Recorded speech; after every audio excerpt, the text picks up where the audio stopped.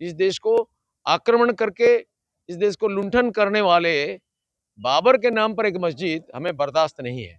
राम रहीम एक मानते हैं, रहीम और रश्कान को हम स्वीकार करते हैं, लेकिन हमने कबीर को भी पूजा करते हैं, लेकिन बाबर और औरंगजेब को हम पूजा नहीं कर सकते हैं। बंगाल में हमारा सरकार बनना सुनिश्चित है। जितना पाप उन्होंने किया, ये पाप का समाप्ति होने वाला है और लोगों ने जितना अत्याचार सहन किया है, परमात्मा का करुणा का धारा विगलित होकर के आ रहा है और ये नरेंद्र मोदी के रूप में जाकर के उनको विजय दे देगा। अब वेस्ट बंगाल में धीरे धीरे कंट्रोवर्सी शुरू हो चुका है। अब बाबरी मस्जिद को लेकर तमाम जो बात कही जा रही है, तमाम जो राजनीतिक हलचल अब धीरे धीरे गरमाया नजर आ रहा है।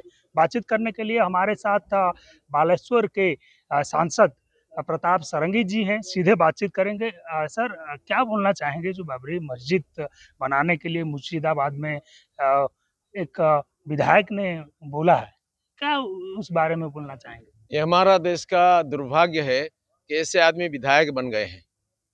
हमारे देश में मस्जिद, मंदिर, गिरजा, गुरुद्वारा हमने बनाया है, सारे धर्मों के लोग।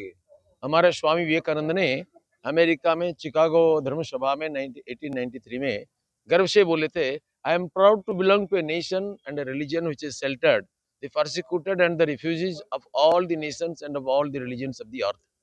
हमने सारे धर्मों का अंतर्गत अत्याचारित जनता को आश्रय दिया, उनके लिए मस्जिद बनाया, चर्च बनाया।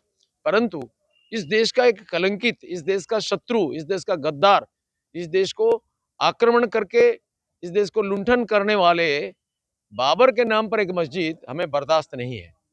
और ये बहुत दुर्भाग्य है जो इस देश का आक्रमणकारी को राम का बराबर विचार करते हैं। भगवान राम इस देश का मर्यादा पुरुषोत्तम अनन्य राष्ट्र पुरुष, इनके साथ कोई बेईमान आक्रांता को समकक्ष विचार नहीं किया जा सकता है।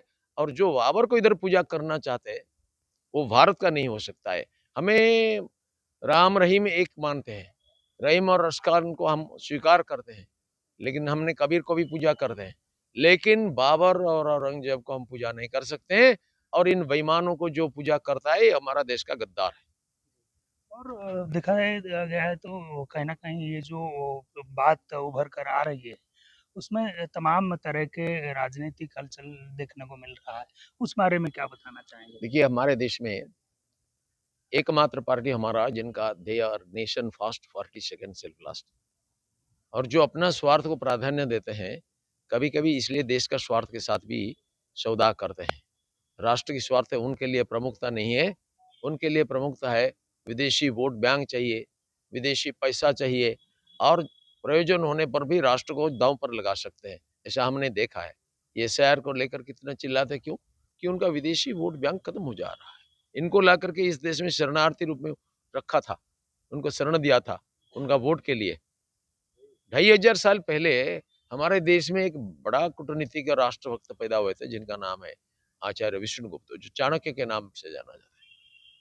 जब आचार्य चंद्रगुप्त मौर्य को शादी करने के लिए सेल्यूकस को बंदी किया था ना, सेल्यूकस ने शरण आकर के उनका बेटी को दे दिया, हेलेना को। तब हमारे चंद्रगुप्त मौर्य को और हेलेना को आचार्य चाणक्य ने शर्त में बांध दिया, तुम्हारा शादी हमें मंजूर है, लेकिन तुमको ये शर्त मानना पड़ेगा कि हेलेना का कोई बेटा राज सिंहासन का उत्तराधिकारी नहीं बन सकता है। उनका बेटा, उनका प्रपुत्र कोई भी नहीं बन सकता। हेलेना कभी राज कार्य में हस्तक्षेप नहीं करेगी। ये शर्त स्वीकारने के बाद ही शादी हुआ, क्योंकि उनका राष्ट्र के प्रति अनुगत्य असंभव है। इसीलिए आज जो विदेश जन्मित है अथवा जो विदेश से पैसा पाते हैं, माने ये जो ज्योति मालहोत्रा, वो तो विदेश का नहीं है, लेकिन देश में रहते हुए, देश का पानी पवन में रहते हुए वो विदेश के साथ दलाली करके हमारा देश के साथ बेईमानी करती थी। ऐसा भी बेईमान बहुत है। जी, एसआर के बारे में आप बोल रहे हैं। आपको क्या लग रहा है बंगाल में क्या स्थिति अब बन सकती है? कितने कुछ नहीं लोग? होगा बंगाल में। जो मैं देखता हूँ, ये बंगाल में ममता बनर्जी पार्टी का सर्वनाश होगा। जनता उनको रिजेक्ट कर देंगे।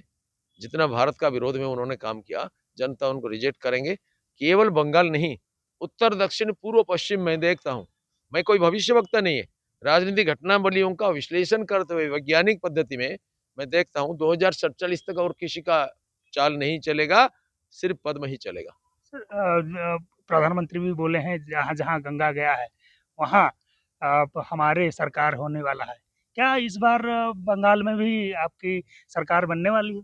बंगाल में हमारा सरकार बनना सुनिश्चित है। जितना पाप उन्होंने किया, ये पाप का समाप्ति होने वाला है और लोगों ने जितना अत्याचार सहन किया है, परमात्मा का करुणा का धारा विगलित होकर के आ रहा है और ये नरेंद्र मोदी के रूप में जाकर के उनको विजय दे देगा। जी, धन्यवाद।